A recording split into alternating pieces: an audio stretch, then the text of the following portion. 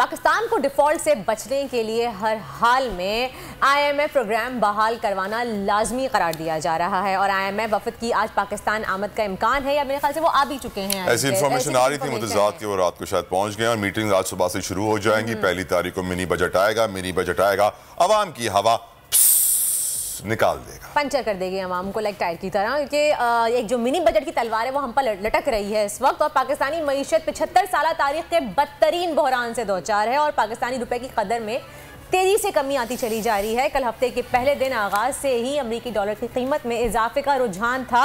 Interbank market में dollar मजीद 7 रुपए महंगा हुआ और इंटरबैंक मार्केट में डॉलर का बहाव 269 रुपये 50 पैसे हो गया है। हमारे साथ शाहिद हसन सिद्दीकी साहब मौजूद हैं, माहिर मईशात हैं, उनको वेलकम कहेंगे अपने शो में। पूछना चाहूँगी कि शाहिद साहब ये बताइएगा कि हमारे मईशत का इतना बुरा हाल है और जब मईशत में इतनी बुराई आई थी तो पहले तो हमारे साबिक वज़ीर ख़ारजा थे, उन्होंने तो रिज़ाइन कर दिया था क्योंकि उनकी परफॉर्मेंस अच्छी नहीं थी। डार साहब रिज़ाइन क्यों नहीं कर रहे, इनसे लिया नहीं जा रहा है, रिश्तेदारी चल रही है इसलिए फेल हो गए ना ये तो कि मसला उनके इस्तीफे का नहीं है।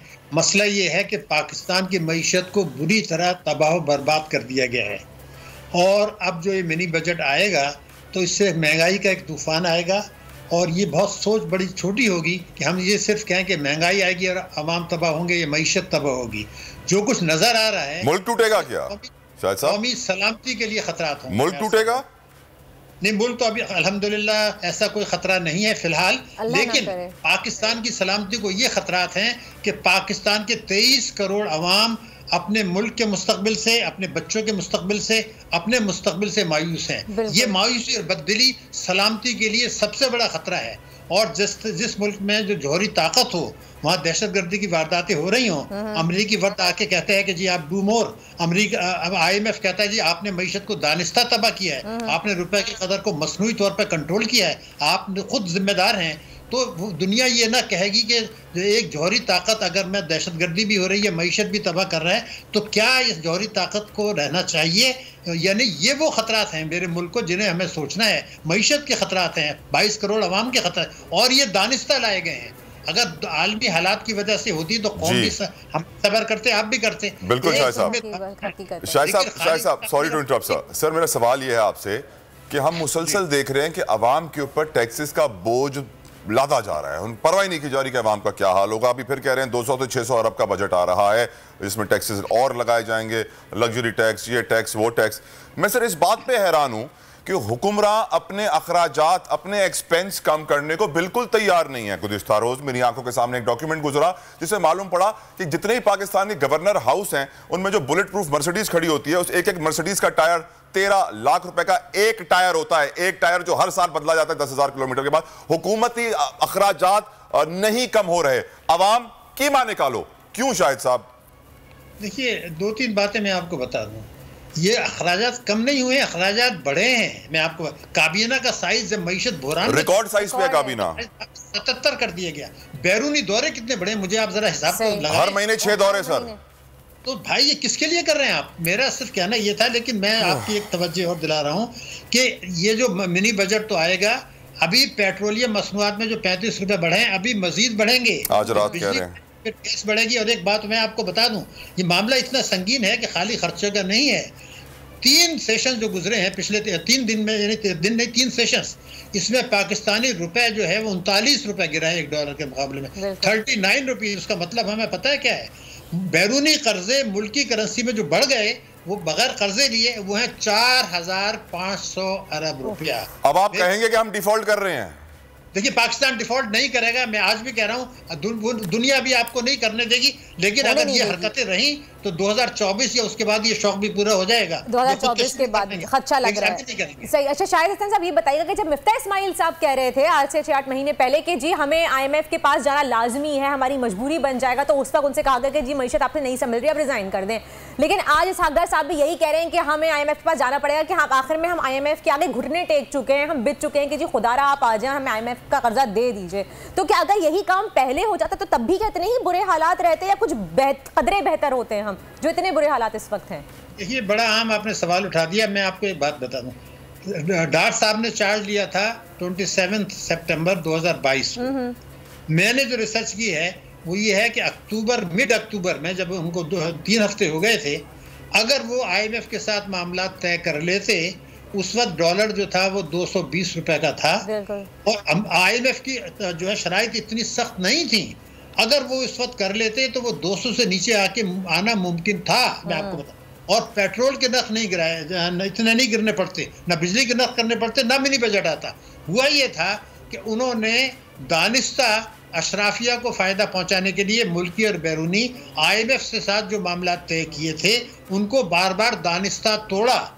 लेकिन मैं एक बात बता दूं कि ये जिम्मेदारी सिर्फ डार साहब की नहीं है, पूरी PDM की हुकूमत काबीना की है। इसलिए कि मिफ्ता साहब ने भी IMF के साथ जो मामला तय किए थे उनको बार बार तोड़ा और IMF प्रोग्राम सस्पेंड किया। मगर मैं जो चीज़ आपको बताने वाला हूँ, कौम को आज ये सोचना चाहिए कि जब मिफ्ता साहब रुखसत हुए थे तो 239 रुपए का डॉलर था और उसके बाद सट्टेबाजी हुई, रिजर्व गिरे, स्मगलिंग हुई। क्या लोगों को ये बात पता है कि 25 जनवरी तक यानी 4 महीने में रुपए की कदर बेहतर हो गई थी? 4 महीने क्यों हो गई थी बेहतर? इसलिए कि स्टेट बैंक के साथ मिलके रुपए की कदर को मसनूई तौर पर नंबर फजिंग, झूठे तरीके से, 2 नंबरी से, ये खुदकशी है जनाब। मैं इसलिए कह रहा हूँ कि जब आपने ये कर लिया, IMF और दुनिया तो बेवकूफ नहीं है, आप ये कर रहे थे, लेकिन आप ही की खुली मंडी में 270 रुपए का डॉलर था। आपने IMF को बेस बता दिया था कि मेरा बेस 270 है। अच्छा, ये बताइएगा शाहिद साहब कि आपसे पूछना चाहूंगी कि मिफ्ता इस्माइल साहब बेहतर थे कि डार साहब बेहतर है? कि डार का वार तो चला नहीं, उल्टा मईशत का पट्टा बिठा दिया, लेकिन आपकी नजर में कौन बेहतर है? देखिए मैं बता दूं, दोनों बदतरीन थे। उसकी वजह मैं आपको बता दूं, देखिए मैं तो आदाद शुमार में बात करता हूँ। मिफ्ता इस्माइल साहब ने 2 दफे IMF के साथ मुआहदा तोड़ा। उन्होंने जो बजट पेश किया वो IMF के जो उन्होंने मामला तय किए थे उसके खिलाफ था और उनके दौर में 57 रुपए डॉलर गिरा था, 5.5 महीने में 57 रुपए बाहर होता है। डार साहब के दौर में तो 8 रुपए बेहतर हो गया था। किस तरह हुआ था वो अभी नंबर साहब ने बता दिया। लेकिन ये ड्रामा PDM हुकूमत को मैं जिम्मेदार करार देता हूँ। ये मिफ्ता डार के चक्कर Exactly, मैं भी एग्री करता हूँ सर, मैं भी आपकी इस बात से मुकम्मल तौर पे एग्री करता हूँ। लेकिन सर एक बात बताइए शाहिद साहब, जिम्मेदार है, काबीना जिम्मेदार है, बॉस, ये आप काबीना की बात करें, प्राइम मिनिस्टर की बात करें, इन सब की भी डोरियां कहीं ना कहीं से खिंचती हैं। आप जानते हैं कहां से खिंचती हैं। देखिए उससे आगे एक और है, मुल्की और बैरूनी अशराफिया दोनों हैं। अग्रीड एक इंटरनेशनल एस्टैब्लिशमेंट है, एक लोकल एस्टैब्लिशमेंट है। जो मुल्क के इदारे, जो मुल्क की सलामती के जैसे कहते हैं पहरेदार हैं, जो मुल्क की सुवरेनिटी को बचाने के लिए शहादतें देते हैं, क्यों वो खामोश बैठे हैं? क्या उनका भी कोई मुफाद है इसमें? देखिए बात ये थी, मैं एक सवाल आपको बता दूं, जवाब मिल जाएगा। अप्रैल में सट्टेबाजी हो रही थी, अप्रैल 2022 में, सबको पता था। स्मगलिंग भी हो रही थी, हुंडी हवाला भी हो रहा था। एक रिकॉर्ड पे बता रहा हूँ, जनवरी 2023 में एक मीटिंग होती है कौमी सलामती कमेटी की, जिसमें अफवाज पाकिस्तान के नुमाइंदे मौजूद होते हैं। उन्होंने उसमें कहा कि जनाब हुंडी हवाले का कारोबार रोका जाएगा, स्मगलिंग रोकी जाएगी।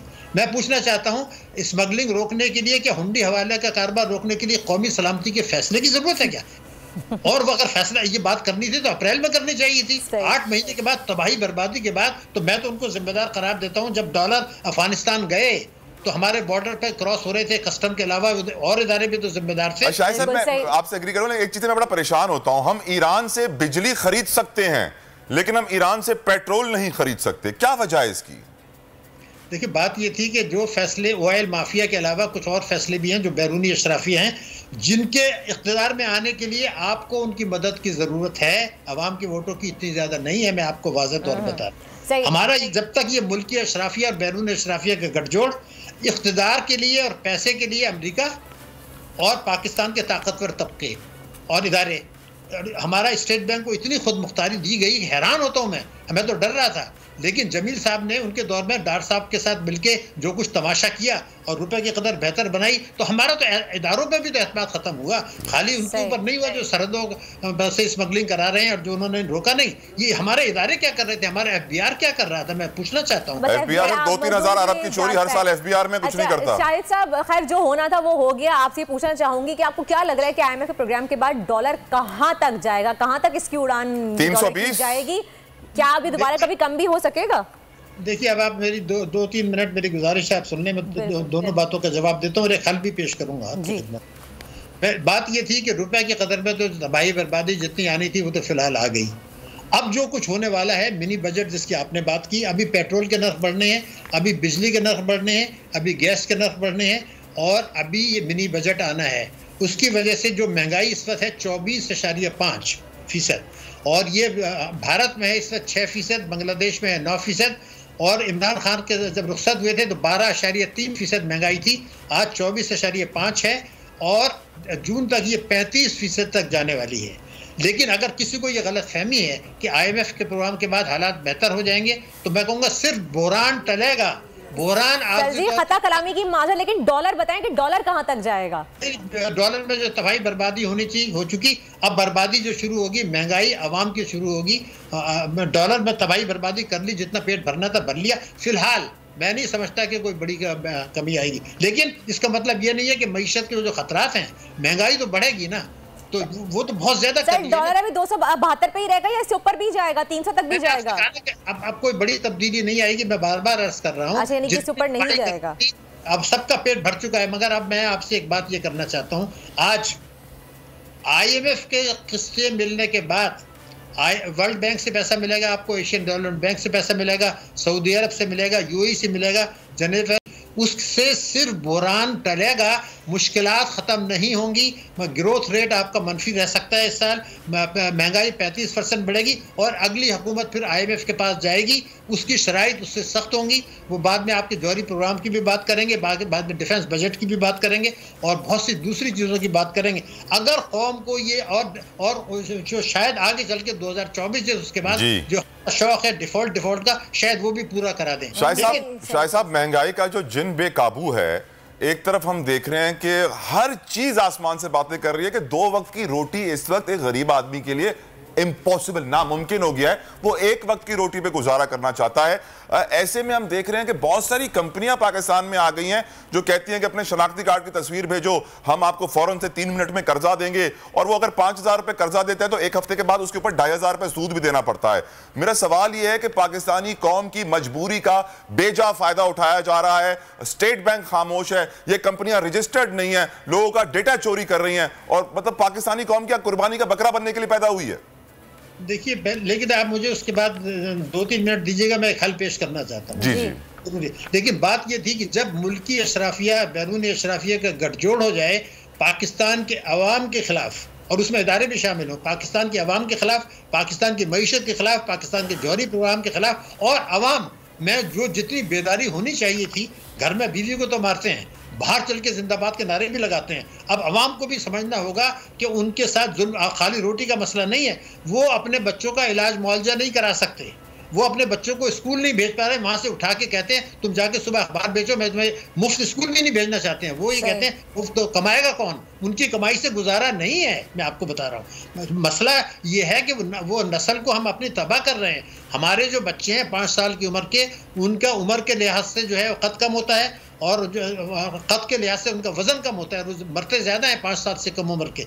ये आप अपने कौम के मुस्तकबिल को दाव पे लगा रहे हैं, मुल्क की सलामती को लगा रहे हैं। तो मैं ये चाहता हूँ कि अगर कौम और हुकूमत और इदारे खुदकशी नहीं करना चाहते तो मैं आज एक हल पेश करना चाहता हूँ 2 मिनट के अंदर, आप इजाजत दें अगर तो।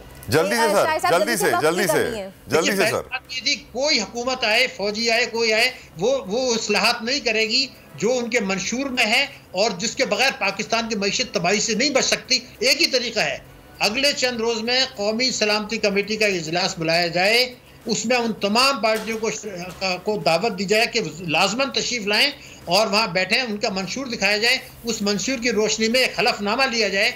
हलफनामा ये होगा कि वफाक और सूबे हर किस्म की आमदनी पर टैक्स लगाएंगे। 10 लाख से ऊपर आमदनी पर जनरल सेल्स टैक्स जिससे अवाम तबाह होते हैं वो 17% से कम करके 7.5% होगा।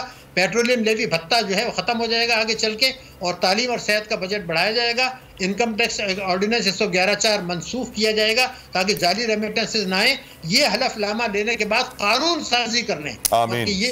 एक जुमला बता दूं, उस कानून साजी के बाद जब भी इलेक्शन हो तो जो आदमी किसी सियासी पार्टी के बिहाफ पे इलेक्शन लड़ रहा है, नॉमिनी, वो भी एक हलफनामे पे दस्तखत करे, फॉर्म के अंदर हो कि जनाब ये मेरी पार्टी ने हलफनामा दिया है, अगर हम ये पूरा नहीं करते मेरी नशिस्त भी गई, मेरी पार्टी की हुकूमत भी गई, कानून साजी भी हो गई, अगर ये आप नहीं करते तो एक और हल है, वो है इज्तिमाई खुदकशी का फैसला कर लें। अल्लाह रहम करे। बहुत बहुत शुक्रिया शाहिद साहब, बहुत बहुत शुक्रिया। लेकिन मैं यहाँ पे एक बात वाज़ेह करती चलूँगी, अगर हमारे हुक्मरान सही करने पे आए चीजें तो कर सकते हैं, कि अगर हम टर्की की मिसाल देखें तलहा, तो वहां पे क्या आने से पहले टर्की के लोग तैयब एर्दोगान को बचाने के लिए ना मिलिट्री कू से निकले थे। हमारे लोग इस वक्त जो है ना वो कहते हैं सुन बैठे हुए हैं क्योंकि उनके पास 2 वक्त की रोटी नहीं है, वो कैसे निकले। अगर आवाम एक हो जाए और मुल्क को बेहतरी की तरफ लाया जाए, तैयब एर्दोगान के आने से पहले $300 का 1 लीरा था, लेकिन अब जो है वो 6 लीरा का $1 भी गया था, लेकिन अब डॉलर जो है वो वहां का 18 लीरा का 3.5 रुपए का 1 टका है। अफगानी करेंसी हमारे रुपए में 2.5 रुपए के बराबर है। हम तबाह हो गए हैं, हम उठ नहीं रहे अपनी नींद से। तलहा बात यह है कि बेहतरी आ सकती है अगर लाने की कोशिश सच्चे दिल से की जाए, तो अगर आपकी नीयत साफ हो तो। लेकिन अगर अपनी जेबें भरनी है, अपना पेट भरना है, तो हमारे मुल्क की बेहतरी कभी भी नहीं हो सकती। खूने नाहक बहुत पी चुकी ये जमीन, अब कोई दिन में ये खून उगलने को है, खत्म हो जाएगी ये तमाशागरी, वक्त पलटेगा रोजे जजा की तरह। ये जो पेशावर में ताजा लहू है बहा, एक क़यामत करेगा फलक पर बपा। गम की सलमनाक घड़ी में बोल सानह पेशावर में शहीद होने वालों के लवाहिकीन के साथ है।